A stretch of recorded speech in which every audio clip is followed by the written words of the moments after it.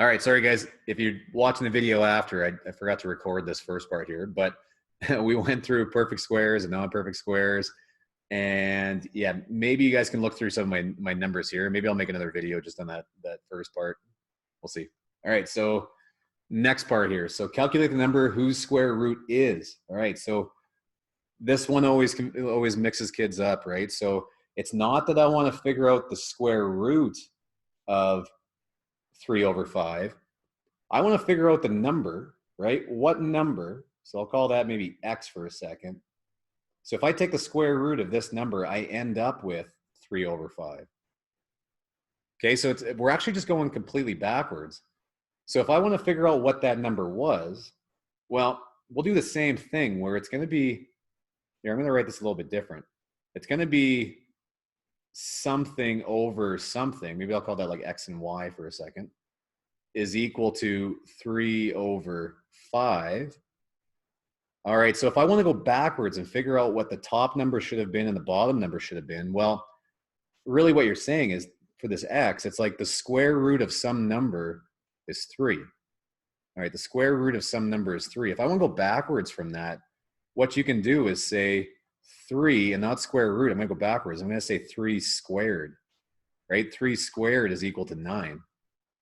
And the same on the bottom, 5 squared is equal to 25. So another way of writing that is you could say 3/5 squared would be the same thing as 9/25.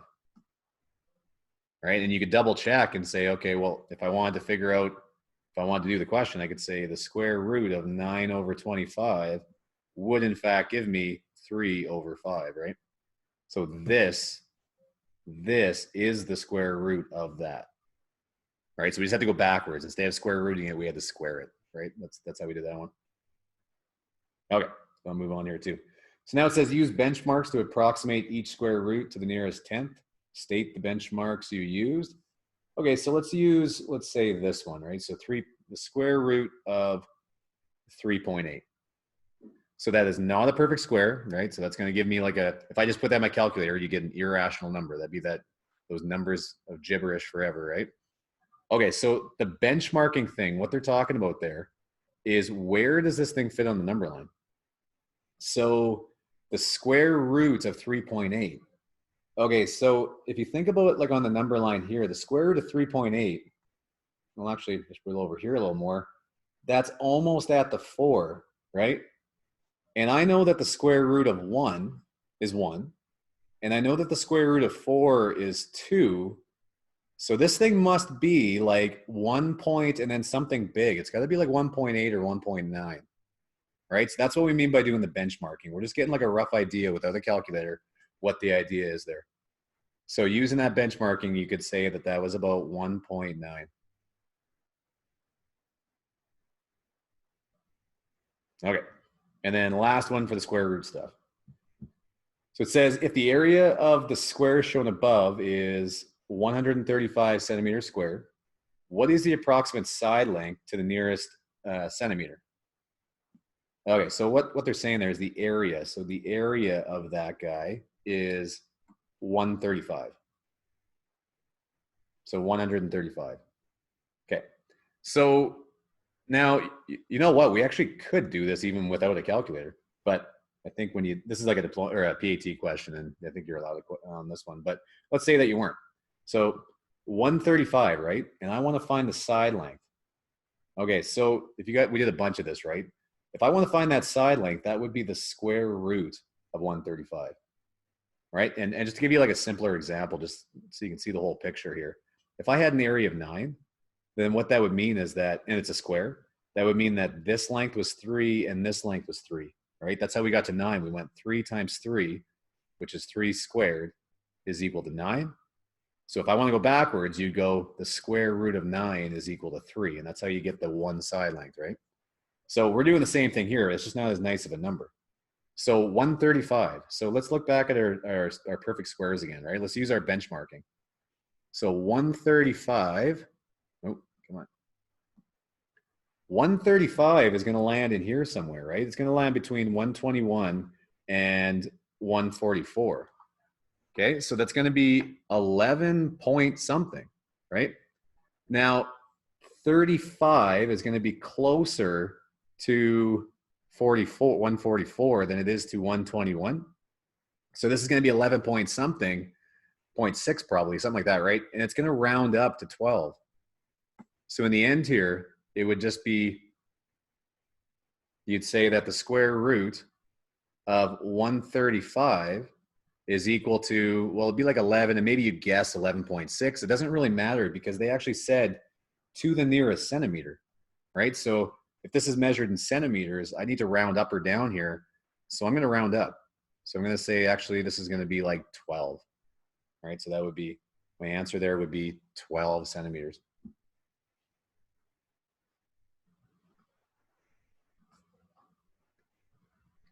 All right, so that's a really brief overview of Unit 1, okay? So, or the first part of Unit 1. So now let's do some surface area stuff.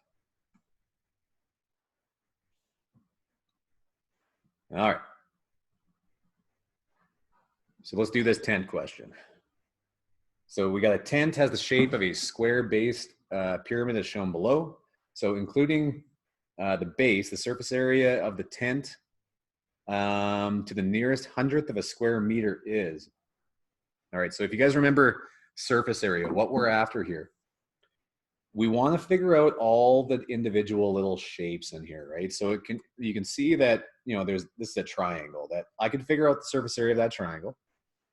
And then these little ticks on the side are telling me that the base is the same for all of them. And from that, I know the height would be the same on each one of those. So if I find the surface area of just that one triangle, I should be able to get away with just multiplying it by 4, right? All 4 faces. But then the question says including the base, right? So I also have to add the area of the bottom of the tent as well. Okay, so let's do this. So let's find the area of this triangle, right? So the area of a triangle is equal to base times height divided by 2, or 1/2 base times height. It gets you the same thing. Okay, so we'll say the area is equal to, and the base here is going to be 1.6 times, and our height is 2.4, and then that's divided by 2. All right, so let's actually figure out what that is. So that'd be 1.6 times 2.4 divided by 2. So you get 1.92. Okay, so that's the area of that triangle. Now, if I want to figure out area of all the triangles, maybe I'll call that like AT or something for like all 4 triangles. Well, that's going to be 1.92 and then times 4 because there's 4 triangles, right? All 4 sides. So that times 4 is going to be equal to 7.68. And then really this is meters squared. And I'm going to put a box around that because that's, remember that's the way that I like to do it, is I put a box around everything that I'm going to add up in the end. So I put a box around that. And then the last part here, oh, and first off too, just notice this. What a tricky little question. That was one of the answers, right? But that's just one of the distractors because we have to include the base. So let's do that part too. So the base of this now is just a square on the bottom. And the area for a square or a rectangle is just base times height. So the area of the, I'll call that AB, is going to be 1.6 times 1.6, which would be the same thing as 1.6 squared too, right? Either way. So the area of the base is equal to 1.6 is going to be equal to 2.56 meters squared. All right, and then like I said, we're just going to add those together. So that plus, we end up with 10.24. Just adding those 2 boxes together, right? Just add those. All right, a little bit tougher one now. So we've got a half pipe, such as those that are used by skateboarders, is shown below. So we got that picture. It says, what is the area of the curved surface of the half pipe to the nearest meter? All right, so this curved surface here is what we're after. That thing, if I can imagine, right, if I actually, you know, drew that a little bit more, you could see that this is actually a cylinder is what we're after, right? But then it's going to be half of a cylinder. If I just figured out what the area of the outside of a cylinder was, and then cut that in half because it's literally a half pipe, that should be my answer. But I also have to remember not to count the circles on the cylinder as well, right? Sometimes you count like the ends of the cylinder. We don't need that either. I just need like the face part of it. So now if you remember for a cylinder, how to find the surface area of that. So the way that this works is the formula for a cylinder is going to be the area is equal to 2 pi r squared plus, and then it would be the circumference of the cylinder. So 2 pi r, and then times the height, right? And if we just kind of here, I'll break this down with what everything was there. That might have been confusing.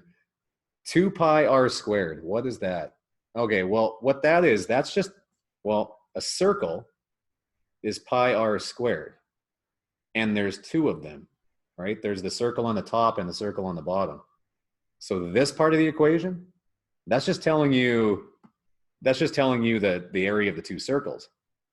But I don't even need that, right? I don't need that part of it. Because I don't want the end of this thing. I just want the other, like this part of it.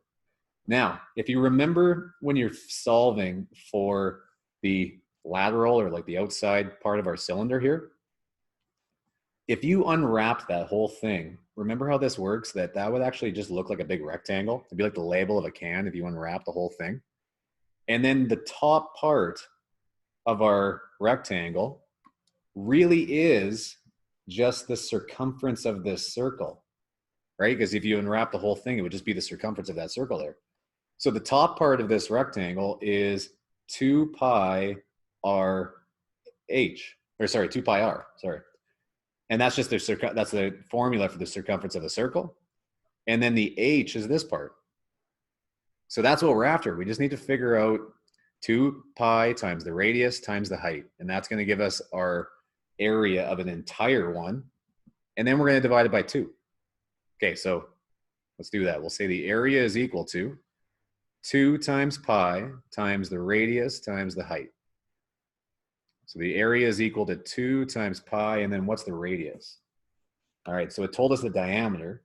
So remember the radius is half of that. So it's going to be 5. So it's going to be 5. And then the height in this case is going to be the length of our half pipe. So that's going to be 20. All right, so what do you get when you put that in? So we'd get 2 times pi times 5 times 20. Oh, I messed up. Times 5 times 20. So I get 628.3. All right. That's one of the answers. Those dirty buggers. That's not the answer, because remember what I just found. I found the outside of an entire cylinder, right? But this is a half pipe. So I got to cut that in 2. So it's going to be this divided by 2 in the end. So the area should be, well, half of that. So the answer here would have been C.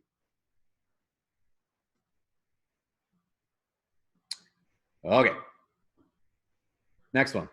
So the design shown below was created by, actually we've done this one to you guys a few times, but it's a good review. So it's created by 4 squares with areas of this, this, this, and this. And it wants to know the perimeter. This kind of fits into the last section as well. But so what they're telling us that the area of this is 5. I'm gonna do a different color here.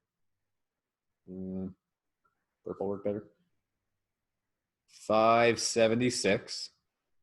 This one, the second biggest one, would be 400, and then 324, and then 196. Right? That must be the way. Just going biggest to smallest. Right? That must be the way they are. It says, what's the perimeter? So remember, perimeter is like adding up all of the outside of this thing, right? All of the outside. So we need to start figuring out what the outside lengths of these are. So the way I can figure out let's say this side length and this one would just be to take the square root of 576. So the square root of 576 is equal to 24, which would make this 24 as well. All right, let's do it with 400 as well. So the square root of 400 is 20. So that would make that side 20. The square root of 324 is 18, which would make that 18. And then the square root of 196 is 14, which would make that 14. All right, so really, you probably started thinking, I can just add them all up now, right? But what the issue is really it's here. I don't know that length, and I don't know that length. So if I figure those two out, I'll be good to go though. So how can I figure this one out? So I want this length, right? Right there. Let's do that one first. All right, so the way this works is that I've already figured out that the length from there to there is 20, right? That's the same as the top. And we know that the length from here to here is 18, or there to there, same thing.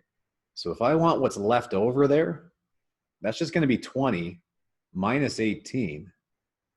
So that's got to be 2, right? That length right there has to be 2. And then I can do just really the same thing up here too for this next part. So for this one, if I want that length there, well, I know the whole thing is 24 and that's 14. All right, well then that must be 10. And then just go to town adding them up. So 10 plus 24 plus 24 plus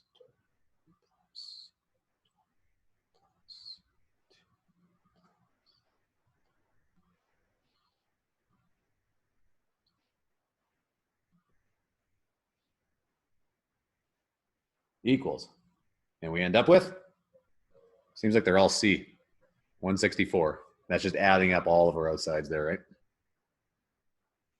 All right, so that's pretty much it, guys. There's lots of other examples that we've gone through, right? But this was just kind of like to get you guys thinking in these terms again. So